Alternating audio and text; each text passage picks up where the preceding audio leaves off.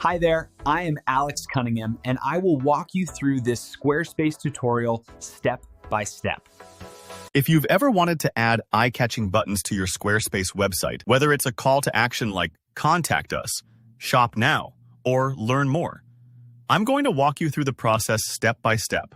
By the end of this tutorial, you'll know exactly how to place clickable buttons anywhere on your Squarespace site, so you can guide your visitors and meet your website goals with confidence. Let's get started right away. First, go ahead and open up Squarespace. You'll want to log in with your account, and if you're already signed in, you can just head over to the main dashboard. Squarespace layouts can feel a little intimidating if you're new, but don't worry. Once you know where things are, it's actually pretty intuitive. Now, look for your website listed on the dashboard. Usually it's front and center with your site's name or a little thumbnail. Click on it to enter your website's workspace. This is your main starting point for any editing or updates you want to make. From here, you'll see an option that says Edit. Go ahead and click Edit. This will bring you into the editing view where you can see all the sections and elements on your page. It might take a second to load, so don't worry if you get the spinning wheel for a moment. Next, hover your mouse over the different sections of your page. You'll notice that as you do this, the sections become highlighted, kind of like a neon outline. This is Squarespace's way of letting you know which areas you can actually change. If you think of your site like a magazine, these sections are the different articles or images. You can tweak each one separately. Now, pay close attention to the left side of the section you're hovering over.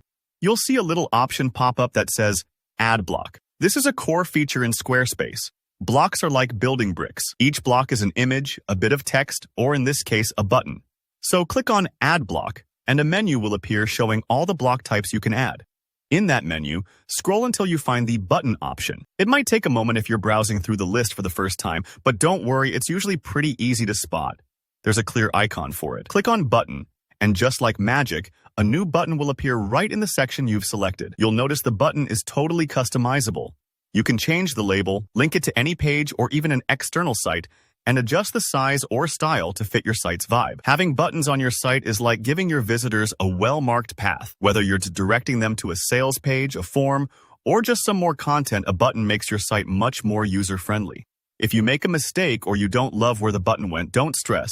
You can simply drag it to a new spot or delete it and start over. Squarespace is very forgiving in that way.